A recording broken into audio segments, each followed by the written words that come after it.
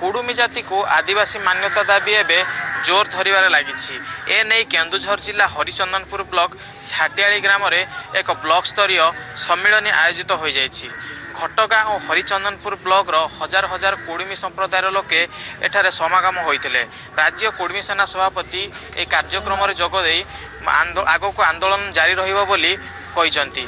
तेबे कुडुमी जाति को 1950 मसीहा पर कौन कारण न थाई आदिवासी तालिकारु बाद देइथिबा हेतु वर्तमान कुडुमी जाति को पुनः आदिवासी तालिकाभुक्त करने दाबी में सम्मेलन अनुष्ठित होता। राज्य में 25 लाख ऊर्ध्व कुडुमी संप्रदायर लोके बसवास करुथिले मध्य आदिवासी मान्यता दाबी नहीं बहुबार राज्य और केंद्र सरकार निकट में दाबी होइछि, किंतु कौन सुफल आज जाए मिल पारि नाही। जदि सरकार एप्रति दृष्टि न दियंती तेबे आगामी दिन में यह आंदोलन अधिक अधिक व्यापक हो बोली कुडुमी सेना पक्षरु चेतावनी दिया जाइछि।